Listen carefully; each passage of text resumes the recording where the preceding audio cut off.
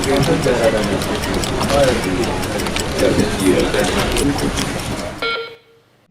office, after office, after office, after office. Ketawain aja biar nice.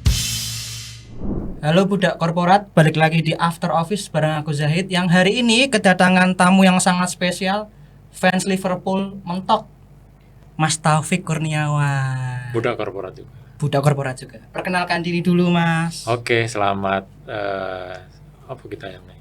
Selamat hari-hari. Selamat siang boleh, selamat sore boleh. Selamat sore, budak korporat dimanapun berada. Jadi saya juga budak korporat. Saya tadi ditarik Mas Zahid ke sini. Terus suruh cerita-cerita soal kehidupan budak korporat katanya ya. Kehidupan. Orang Makassar itu dong. Saya Taufik Kurniawan, Area Manager Communication, Relation dan CSR Pertamina Patraniaga Jateng dan DIY. Senang bisa berbagi di sini dan harapannya di sini kita bisa ngobrolin sesuatu yang mungkin berharga, mungkin bisa menjadi inspirasi ya buat budak korporat dimanapun berada. Ngomong-ngomong soal berharga dan inspirasi Mas. Apakah benar, pertanyaan $1 juta, apakah benar jatuhnya Marc Marquez di Pertamina Mandalika itu tanggung jawab Pertamina Mas? Ya, pasti kita tanggung jawab ya terhadap penyelenggaraan eventnya. Alhamdulillah eventnya itu berjalan lancar, maksimal, bahkan tahun ini tuh meraih penonton yang pecah rekor dibandingkan dengan tahun-tahun sebelumnya. Tapi di saat pecah rekor itu kok ya Marc Marquez itu setiap race di Mandalika selalu jatuh. Itu juga kita nggak ngerti penyebabnya kenapa, tapi itu juga tidak ada kaitannya dengan Pertamina, tidak ada kaitannya dengan kita menjadi sponsor VR46 Racing Team, punyanya Valentino Rossi, dan itu memang murni mungkin ya kita tidak pernah tahu hari itu bisa datang kapan saja dan di mana saja, membawa apa saja, termasuk pada Marc Marquez sekalipun. Jadi pesan yang masih balapan di Jalan Pahlawan, Marquez saja bisa jatuh. Marquez saja bisa jatuh.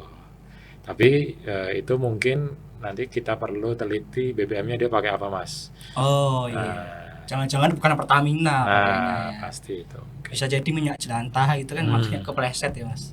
Tapi kita hari ini tidak akan ngobrol soal MotoGP atau Marc Marquez. Kita akan ngomongin soal penghargaan yang baru saja diraih. Bener ya diraih oleh Pertamina Jawa bagian tengah. Untuk ini pertanyaannya Jawa bagian tengah benar ya? Benar. Jadi Pertamina Jawa bagian tengah raih penghargaan CSR.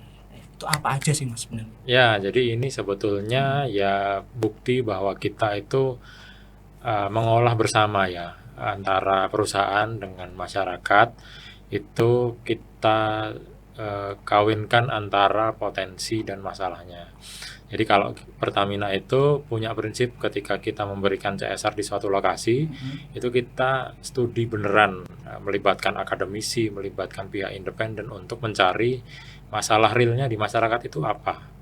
Jangan sampai kita bantu tapi itu bukan masalah realnya, kan kasihan, kita kurang nampol seperti itu. Kemudian setelah kita tahu permasalahannya itu apa, kita lihat nih potensi-potensi yang ada di masyarakat itu apa. Jadi syukur-syukur masalah itu bisa dikawinkan dengan potensi tadi yang akhirnya itu mendapatkan pengakuan dari berbagai pihak melalui penghargaan yang diberikan. Penghargaannya macam-macam Mas. Kita punya di sektor disabilitas, kemarin kita berangkat expo di Osaka di Jepang. Kemudian ada penghargaan dari International CSR Excellence di London. Kemudian ada penghargaan dari Global CSR Award di Vietnam, dan macam-macam itu melalui berbagai macam program CSR yang itu menyesuaikan karakter dari masing-masing lokasi. Di Boyolali ada disabilitas.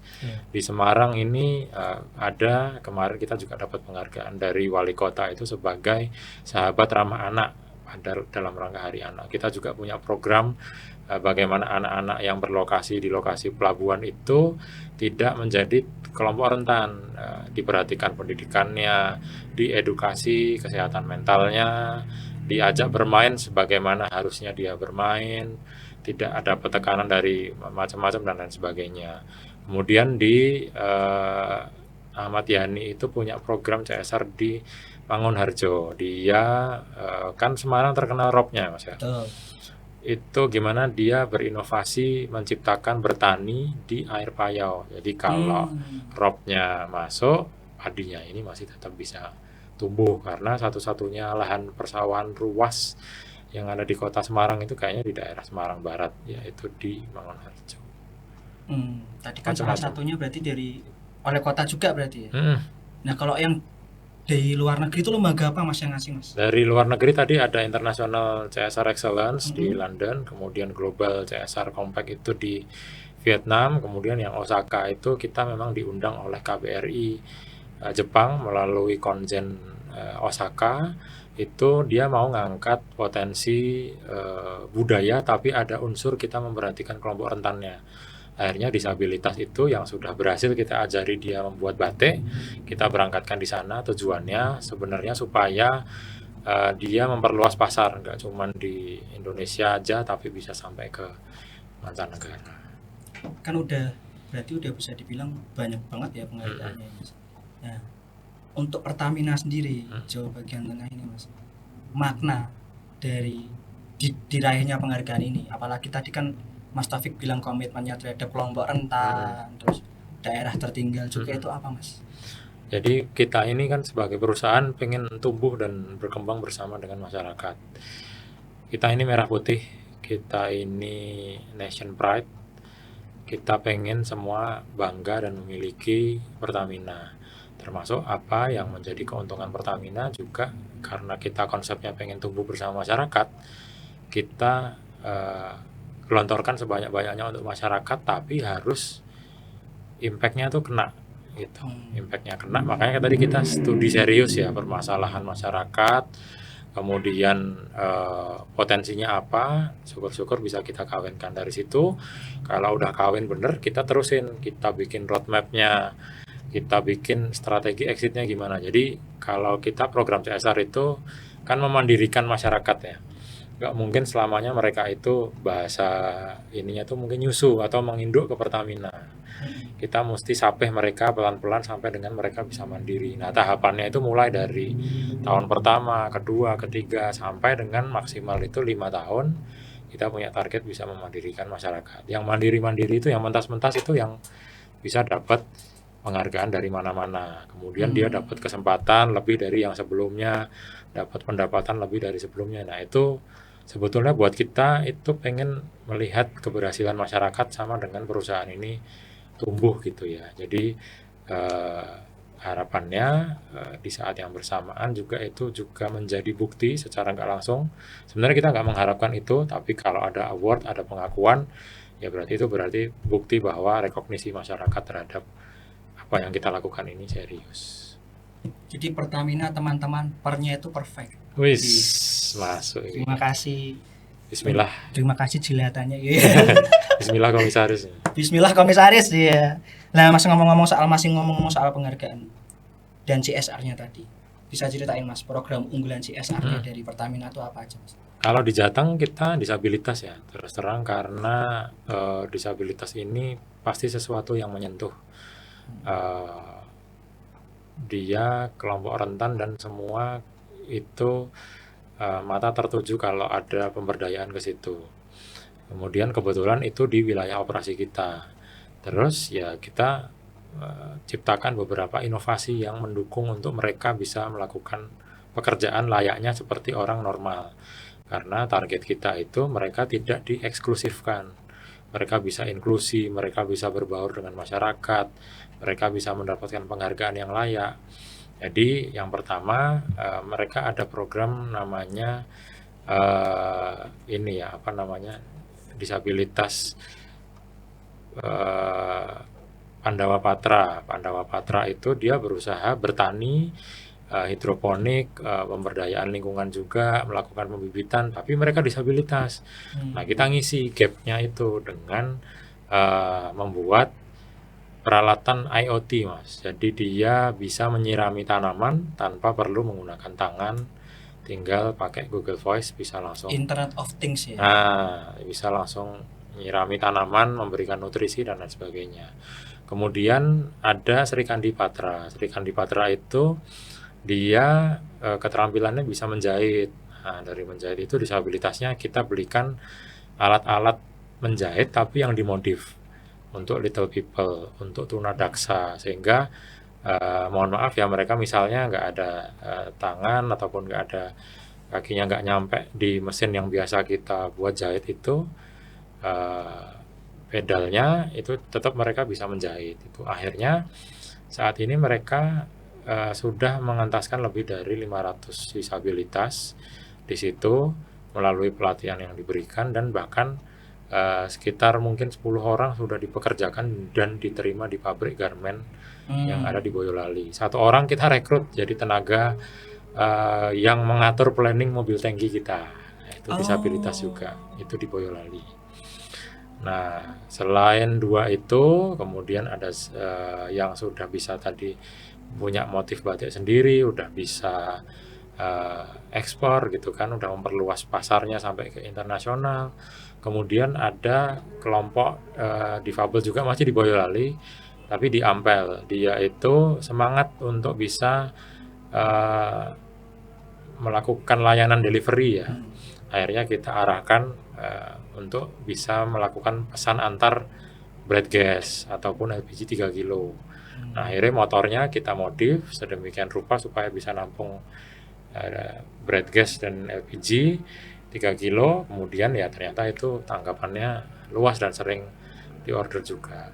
Itu disabilitas. Lain-lain kita masih punya banyak program di MAOS itu, karena sekarang lagi fokus penanganan sampah. Kita punya limbah kulit durian diubah jadi powder. Powdernya bisa dipakai buat apar, bisa dipakai buat powder bubuk kan. Bisa dipakai buat apar, bisa dipakai buat sarana lain yang itu bahan bakunya dari powder. Nah, kan permasalahan sampah hal yang utama ya. Terus tadi beberapa udah saya sebutin, kita bisa bertani meskipun lahan itu kena aerob gitu kan. Terus program-program lainnya juga banyak yang itu inovasi-inovasinya mengatasi gap yang itu tidak bisa dipecahkan oleh masyarakat sendirian. Berarti itu adalah salah satu yang berdampak langsung ke masyarakat ya? Betul, karena kita nyarinya memang impact langsung dan mereka merasakan, dan kebetulan dari satu yang kita berikan itu bisa mereka gulirkan. Artinya dampaknya itu nggak cuma dari satu kelompok itu, tapi bisa bergulir, multiplier effect, dan bisa ketok tular ke yang lainnya. Dia juga bisa memberikan manfaat juga, bukan dari kita tapi dari orang yang kita bina, memandirikan orang-orang yang lainnya. Apakah dampak ke masyarakat itu tadi juga bagian jadi penilaian juri nggak menurut Mas Taufik?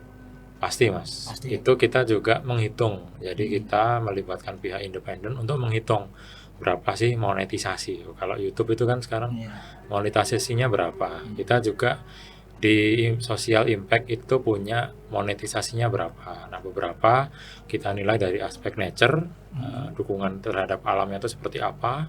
Kemudian ekonomi, itu berapa sih tambahan pendapatan yang dihasilkan atau kesempatan mendapatkan pekerjaan yang layak.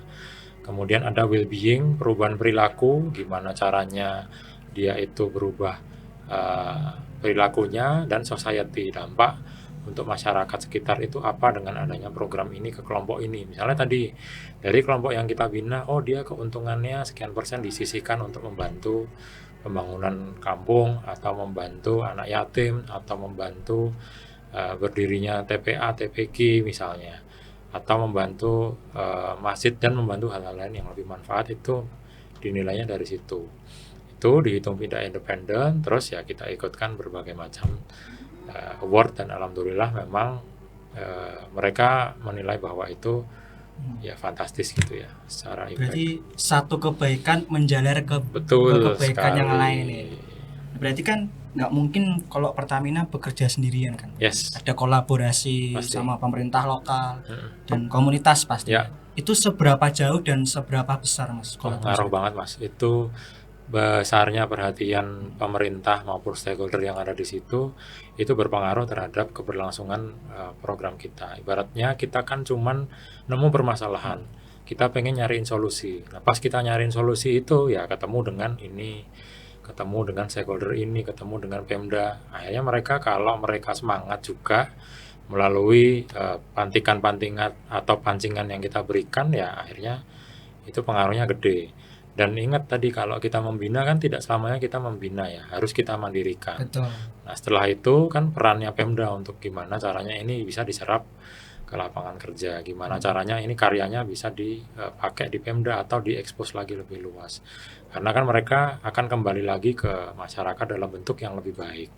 Pasti dukungan pemerintah daerah itu mutlak diperlukan.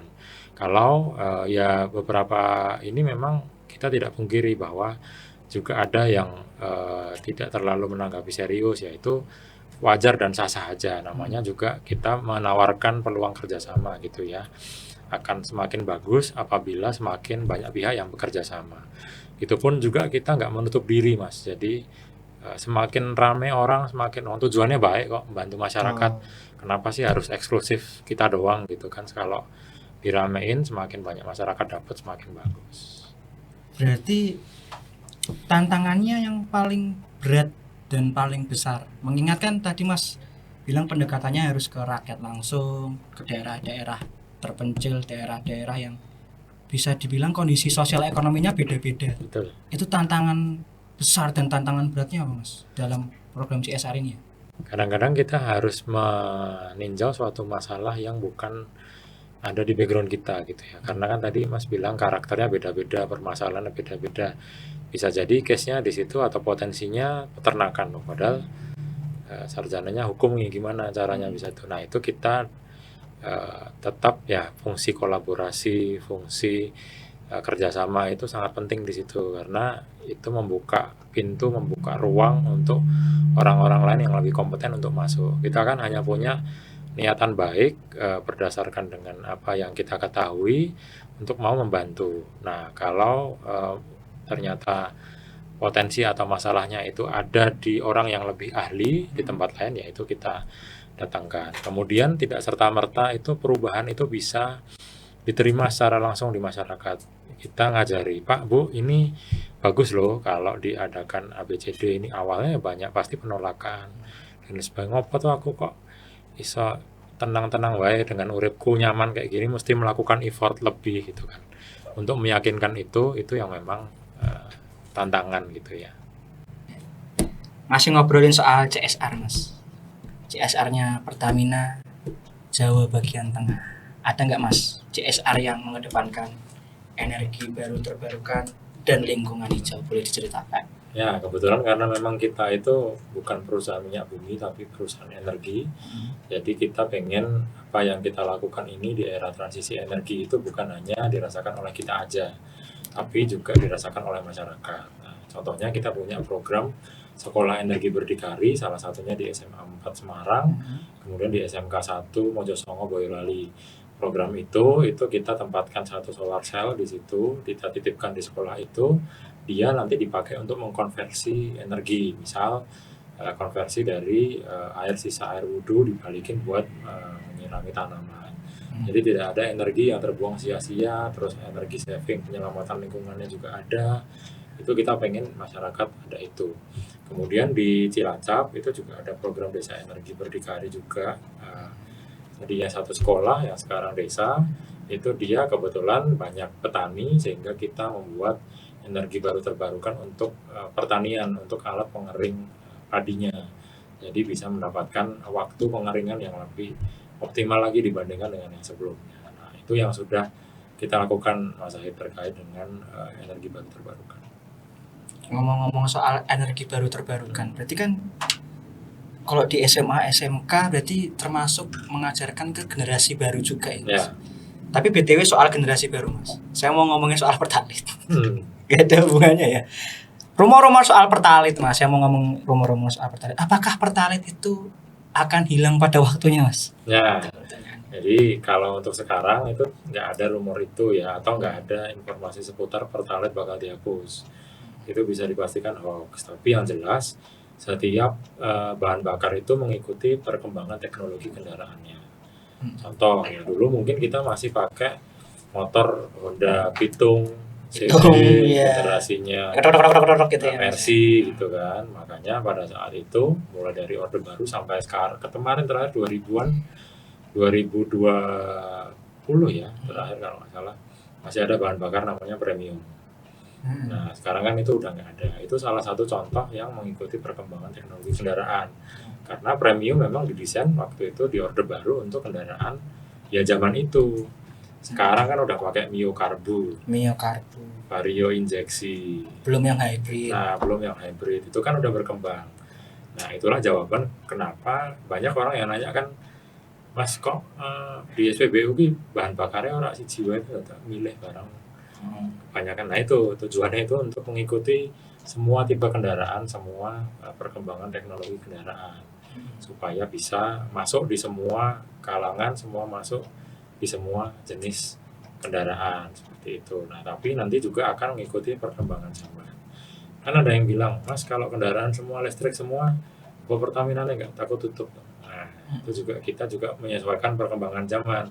Salah satunya di SPBU juga beberapa yang udah populasinya tinggi, kita menyediakan charging station. Nantinya nggak menutup kemungkinan mungkin bisa jadi supermarketnya yang lebih di depan, Alfamart atau mungkin kafe. Bahan bakar itu cuma ngisi sebagai selingan aja, itu juga salah satu bentuk kita adaptif terhadap perkembangan zaman. Ya dulu bayangannya kan kita punya HP yang cuman bisa buat main ular aja gitu. Sekarang bonce. Nah, kita udah bisa mulai dari bisa ngeping sekarang udah berkembang ke teknologi Android dan iOS. Itu kan juga bukti dari perkembangan zaman, tapi jangan juga kita menjadi antipati. Kalau nggak ada Pertalite nanti gimana lah. Buktinya HP-nya apa? Pas ditanya HP-nya udah iPhone kan juga nggak cocok gitu ya, nggak sesuai. Masih ngomongin soal Pertalite Mas. Saya kan pernah mau isi Pertalite habis subuh Mas. Belum jam 5 itu di SPBU Sukun. Tapi belum boleh Mas. Katanya nggak bisa Mas, harus jam 5 isi pertama kaca. Itu aturannya gimana sih Mas? Ya, jadi sebenarnya itu Pertamina sendiri tidak mengatur secara resmi ya terkait dengan jam operasional SPBU. Yang penting sepanjang energi ada itu dilayani. Tetapi terkait dengan BBM subsidi itu kan ada dua, solar sama Pertalite. Solar sama Pertalite itu punya bentuk anggaran negara subsidi itu terbatas dalam bentuk kuota. Kuota ini adanya per SPBU. Jadi masing-masing SPBU itu dia menyesuaikan dirinya sendiri supaya kuotanya ini nggak habis sampai dengan akhir tahun.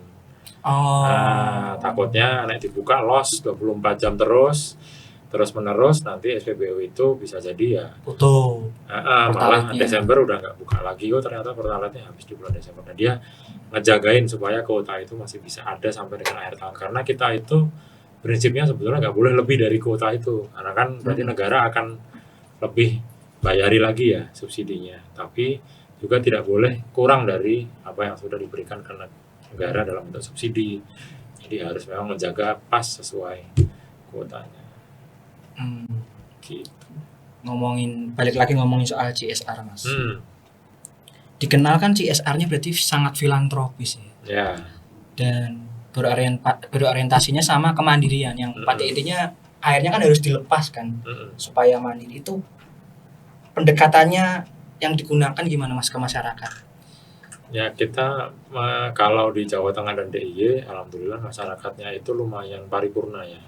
Saya pernah di Makassar, pernah juga di Surabaya, Bali. Itu memang paling enak untuk diarahkan, ajak bergerak, bekerja gitu ya. Memang nggak dipungkiri bahwa Jateng dan DIY paling enak juga, modal sosialnya, guyup dan lain sebagainya. Nah, pendekatan yang kita lakukan tentunya menyesuaikan dari tipologi masyarakatnya. Misal saya dulu pernah di Makassar ya, apa yang dilakukan juga berbeda dengan di sini. Di sana lebih ke arah orientasinya ke pendapatan. Aku bisa dapat berapa kalau di sana. Kalau di sini kan orientasinya lebih memang orang itu rajin, tiap pagi juga mereka mau bekerja. Jadi ya kita arahkan lebih ke manfaat sosial yang diperoleh dari itu. Kalau yang tadi kan satunya manfaat ekonomi ya, dibanding dia ukur dapatnya berapa gitu kan. Ada lagi cerita teman saya yang kebetulan penempatan Papua. Oh, jauh banget ya. Nah, dia ya ini bukan bermaksud untuk Iya, iya. mendiskreditkan ya, tapi itu memang yang dialami. Jadi mau budidaya keramba Keramba. di sana. Berkeramba itu kan bayangannya adalah ikan dikandangin gitu ya. Nah, sehari ditempatkan, 2 hari ditempatkan ke keramba. Ternyata hari ketiga dia bingung, loh ikannya kok nggak ada di keramba. Ternyata pemikirannya di sana, loh ini ikannya kalau dikandangin gimana cepat besarnya. Nah kan itu udah emang lain ya. Jadi memang banyak pendekatan yang kita lakukan itu menyesuaikan dari tipologi masyarakatnya di mana suatu lokasi Pertamina itu berada. Mention soal penolakan, Mas. Gimana kalau misalnya ada penolakan tadi? Pendekatan yang dilakukan oleh Pertamina seperti apa, Mas? Ya tentunya sama seperti orang pada umumnya ya. Kalau mereka ada di kondisi nyaman kemudian ditarik ke sesuatu yang nggak nyaman menurut mereka, padahal itu menguntungkan, itu pasti wajar ada penolakan. Tapi itulah seninya kita dalam mengembangkan masyarakat, bisa mengarahkan mereka sesuai dengan tujuan yang itu kita inginkan bersama. Nggak melulu juga kita memaksakan keinginan kita, tapi kita kawinkan dengan apa yang aspirasi dari masyarakat harapkan. Biasanya itu kita ajak mereka mungkin benchmark ya ke tempat lokasi-lokasi yang dia itu sudah punya success story-nya. Kemudian yang kedua, kita pendekatannya melalui tokoh agama atau tokoh masyarakat, biasanya untuk bisa memberikan pengertian kepada masyarakat itu. Tapi secara umum sebenarnya tidak terlalu banyak penolakan ya. Itu sebetulnya bukan penolakan tapi hanya dinamika aja dalam diskusi. Ya wajar, pasti orang itu berangkat dari perilaku dia yang sehari-hari seperti biasanya diubah ke arah yang lain. Sama halnya waktu penerapan BBM menggunakan QR code, kan itu kebiasaan baru, belum pernah dilakukan. Tapi kalau udah dilakukan ya ternyata ya nyaman dengan sendirinya. Nah, banyak kan CSR-nya Pertamina ini kan banyak, Mas. Nah, gimana caranya Pertamina ini mastiin kalau program ini tuh tetap berkelanjutan, nggak hanya berhenti di awal aja gitu? Gimana Mas caranya? Jadi kan sebelum ngehit program kita memastikan terjun untuk kelompok ini, kita analisa betul ya potensi dan masalahnya, apakah ini bisa sustain apa enggak. Nah ketika kita masuk, kita langsung tetapkan roadmap. Nah roadmap itulah yang menentukan program CSR kita itu tahan sampai dengan mereka bisa mandiri. Nah kita bisa nih dan terukur nih, kira-kira kita bisa memandirikan mereka dengan cara ABCD gitu ya. Terus nanti ya tinggal disusun steppingnya, tahun pertama ngapain, tahun kedua ngapain, tahun kelima targetnya mereka udah bisa bekerja sama, mereka udah tampil di mana-mana, mereka udah bisa berprakarsa sendiri, bekerja sama dengan pihak-pihak lain, dari luar udah pada masuk. Nah itu yang dinamakan exit strategi atau kemandirian. Setelah dapat banyak penghargaan CSR nih Mas, kira-kira yang bakal dilakukan setelah ini apa untuk dampak ke sosialnya? Itu kan kita terus-menerus ini ya, jadi penghargaan itu bukan buat kita terus seneng, terus nyantai-nyantai, aku harus dapat penghargaan internasional, enggak. Malah justru kita semakin terlecut untuk bisa memberikan yang terbaik buat masyarakat, bahkan mencari achievement yang lebih tinggi lagi. Nah, kita akan ya tadi ketika kita sudah bisa memandirikan satu program, udah berhasil, udah dapat award di mana-mana, ya gantian kita memandirikan program-program lainnya, mengentaskan, menyelesaikan masalah-masalah lainnya yang itu tidak bisa diselesaikan mungkin oleh Pemda, mungkin oleh masyarakat setempat. Nah, kita bisa masuk di situ, membuka ruang, membuka semua pihak bisa kolaborasi di situ, akhirnya ya tercipta solusi buat masyarakat. CSR ini kan berarti kan tanggung jawab kita terhadap sosial ya Mas.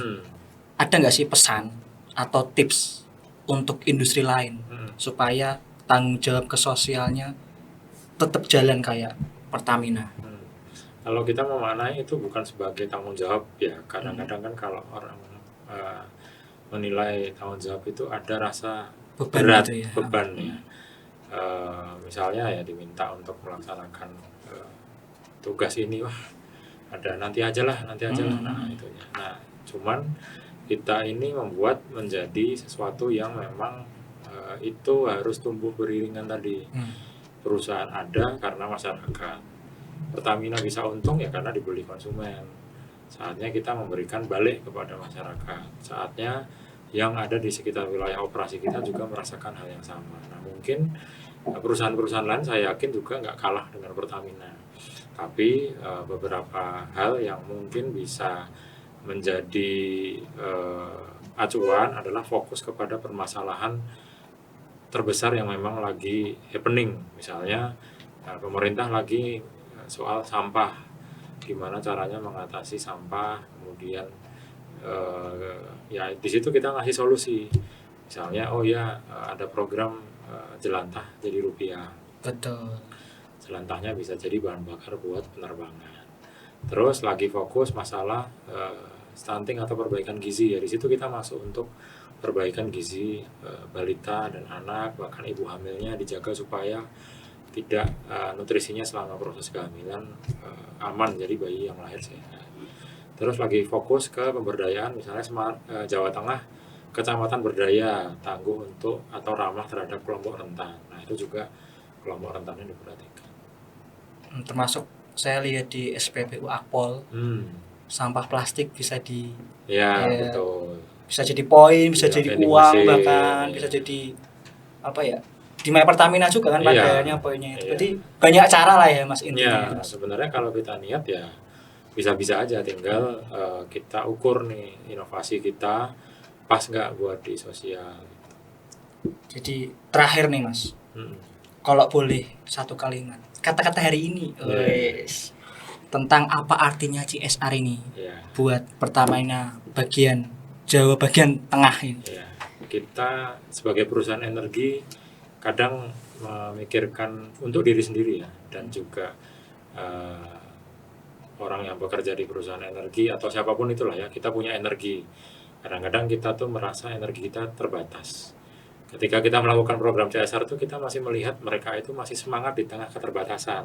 Nah, itu berarti ya sebetulnya kita jadi penyemangat kita untuk punya energi ini bisa tak terbatas atau melampaui limit kita gitu. Orang-orang yang mungkin selama ini rentan atau ini kan mereka berpikir soal keterbatasan dan sebagainya. Ya, kita setelah turun di situ tuh kita jadi belajar bahwa kita ini ternyata belum apa-apa ya dibanding mereka yang terus semangat gitu. Kita hanya ngasih kahil, hanya ngasih pancing aja mereka semangatnya luar biasa. Nah itu bagi kita itu jadi penyemangat sendiri untuk perusahaan dan untuk pribadi memberikan yang terbaik buat masyarakat. Nah itu kan tadi pertanyaan saya dari Mbak Restu Mas. Ini pertanyaan terakhir dari aku Mas. Ini pertanyaan personal nih Mas. Kalau Mas Taufik melihat masa depan energi, kan berarti mulai ke energi terbarukan. Melihatnya gimana Mas masa depan energi ini di Indonesia ya khususnya? Indonesia itu kan demografinya lumayan tinggi ya. Demografinya tinggi berarti itu adalah bonus demografi atau market domestiknya itu kencang. Nah kalau ngelihat dari situ sebetulnya kita punya modal sosial yang kuat untuk bisa digerakkan. Nah kalau masa depan energi kaitannya sekarang kan semenjak COVID orang udah mulai lebih aware terhadap lingkungan, polusi, kesehatan, makin banyak pelari culture, makin banyak orang-orang ya itu kan aware kesehatannya. Nah makanya mulai sekarang harusnya kita membiasakan diri terhadap gaya hidup ramah lingkungan dengan Pertamina udah mulai produknya yang ramah lingkungan, ada Pertamax Green ditambah di situ bisa tukar jelantah jadi rupiah. Jadi membiasakan gaya hidup ramah lingkungan itu ada di masyarakat kita, maka kita akan mungkin ya sehat, maka mungkin energi bersih itu ya udah nggak lama lagi karena modal sosialnya udah kuat nih. Orang-orang makin banyak yang sadar akan kesehatan, di satu sisi penduduknya juga bonusnya banyak ya. Itulah Pertamina memanfaatkan itu sebagai penggerak supaya masyarakat itu bergaya hidup ramah lingkungan, bergaya hidup ramah terhadap kesehatan. Mulai dari ditekan polusi, bahkan kan aku kaget kadang-kadang etanol kok ditolaki padahal dia yang membuat si mesin ini ramah terhadap polusi kan, ramah terhadap pelari culture, gimana lagi lari di sebelahnya ada asap yang tidak diinginkan kan itu parah ya. Nah, artinya ini sebetulnya ya kita jangan tergocek dengan hal-hal yang itu bisa ini membingungkan kita atau membuat kita ragu terhadap suatu pilihan, tapi cek fakta dulu, jangan lupa Harus verifikasi tetap ya. harus recheck sebelum ke Gojek. Jadi jangan sampai kita ke Gojek. Padahal ini bahan bakar yang bagus, misinya bagus, tapi karena banyak tergocek dan lain sebagainya malah jadi orang ragu. Padahal kita udah on the track tuh ke arah energi bersih ramah lingkungan. Cek and recheck sebelum ke Gojek. Terima kasih Mas Taufik Kurniawan, Area Manager Communication, Relation dan CSR Pertamina Partaniaga Regional Jawa Terima Tengah. kasih Mas Zahid. Buat teman-teman budak korporat yang mungkin masih bingung tadi soal rumor-rumor Pertamina, kita sudah bahas. Soal CSR Pertamina kita sudah bahas. Kalau ada yang mau kepo soal Mas Taufik, boleh Mas Instagramnya di mana Mas? Monggo di follow di @masumas77. Mas Umas 77. Ya, itu ya akun iseng-iseng aja sharing kegiatan sehari-hari. Oke, terima kasih Mas Taufik. Terima kasih budak korporat. Untuk nonton After Office lainnya bisa ditonton di YouTube boleh. Sampai jumpa di episode selanjutnya.